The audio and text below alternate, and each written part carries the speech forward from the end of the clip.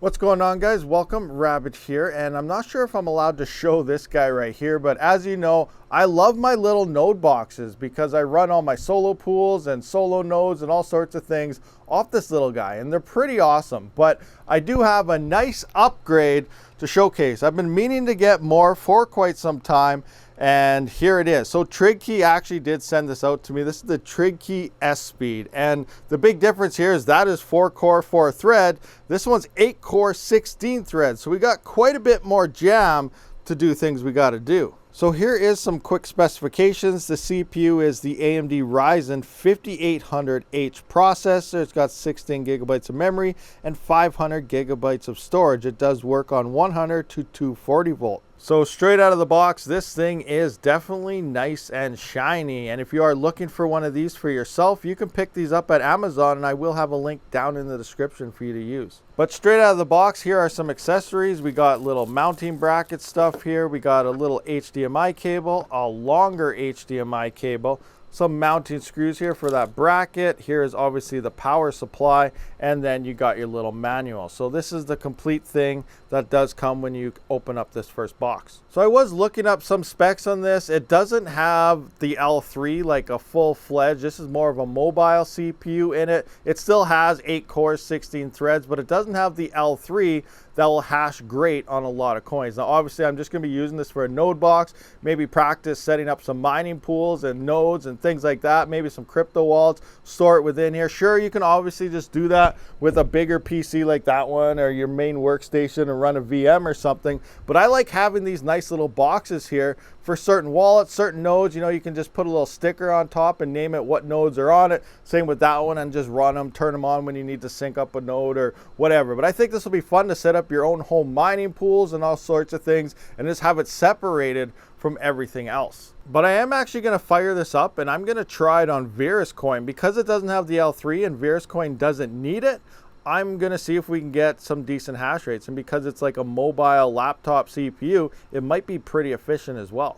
Now just taking a look at all the plugs we have on this thing, it looks like we have 2 USB 3s right in the front. We got our headphone jack, our power button, and a USB-C. And on the back side here, just flip this over, we do have a USB 3, our Ethernet plug, and then your standard USB, and then 2 HDMI outs, and then obviously your DC for your power input. All right, so I do have my keyboard plugged in here, wireless mouse here, my capture card to my workstation PC is in the back, and our power cable. And just like what I noticed with that guy right there is when they're plugged in and not even on, they do use a little bit of power. As we can see, we're sitting at about 1.1 to 1.2 watts. So I'm actually going to fire this up.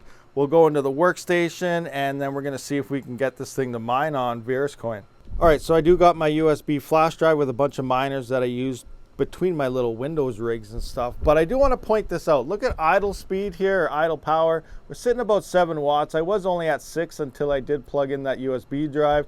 Little spike to 14 there. The CPU must be doing stuff, but keep that in mind. This is not using much power, hanging here idle, so running wallets and stuff off this isn't a massive amount. If you have, you know, a bunch of VMs running and something like that, you got a GPU, CPU, and all sorts of other things, you're using a lot more power for the same thing, especially if it's sitting idle. Now you're probably having your GPU mine or something, but myself, like, they're off, so you know it's a waste of power just to have a normal PC and really sitting idle doing nothing. So this is a lot less power. A lot of people don't really count, you know, exhaust fans and all these things into your power costs when everything uses power. As crypto miners, you got to maintain your power as low as you possibly can. All right, so I am in now, and it looks like I did have to go through the whole Windows install process, which is just like normally installing Windows, get all your data and everything that it wants from you, and then we're here. Now, it looks like we are in Windows 11. I might have to upgrade this to Windows 10. I like Windows 10 a lot better, but it's expected that this would come with Windows 11. That's what's in everything these days. But yeah, we're seeing I'm a lot smoother than when I'm normally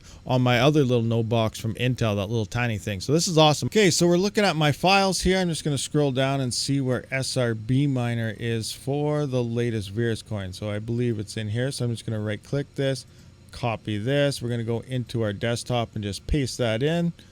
I'm surprised I actually remember, you know, where the copy and paste is. Little things like that can take some time looking for it. So now we're going to right click here, show more options, edit. Oh, Windows 11 has a few more steps. There's probably a way to fix that. And I just want to name this, I guess, Nodebox 2. So that's kind of what I did name this thing here. So I'm just going to go Nodebox 2. And then obviously we don't have that many threads. It's defaulted from my workstation of the 7950X. So we're just going to use, we're going to use all 16 threads here to see how well it does. So we're just going to save this out. Save. Alrighty.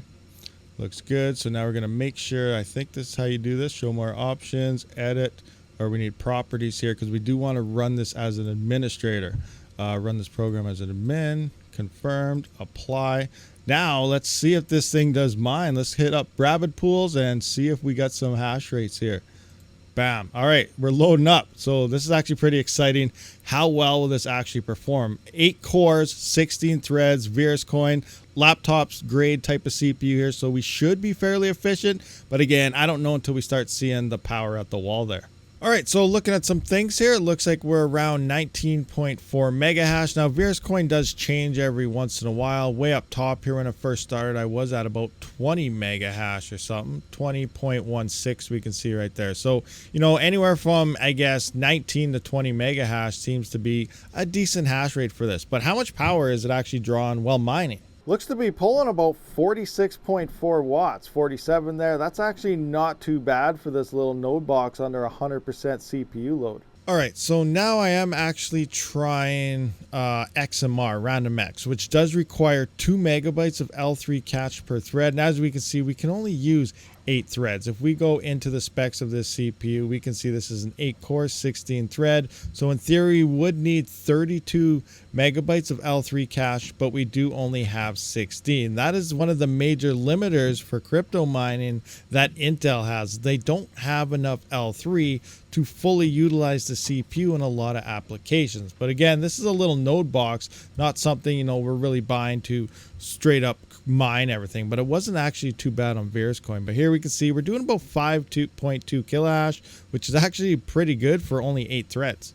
And our power is only 45 watts. We're actually 1 watt less than VirusCoin, which is weird because usually VirusCoin uses less power than RandomX. But again, we're in that 45, 46 watt range. It just hit 46 there, so it might take some time. There we go. Now we're hanging more around that 46. But we can see with this max load, we don't really push past that 46 watt range. All right, guys, so it looks like we can mine some CPU mineable coins on this thing. Well, actually, you should be able to mine anything for that matter. It's just that anything that is L3 cache heavy is not going to do that well on this thing. Again, being idle, it doesn't use any power at all. So running any type of nodes, wallets, and so on, you're not going to go broke by worrying about your power bill. So that's pretty sweet here. Future, I'm probably going to put Linux in this thing. I'm going to be running a bunch of nodes on it, probably testing mining pool stuff and so on. So it's going to be pretty sweet because this thing does have a lot more horsepower than the little 4-core, 4-thread B-Link hanging over there. We got 8 cores and 16 threads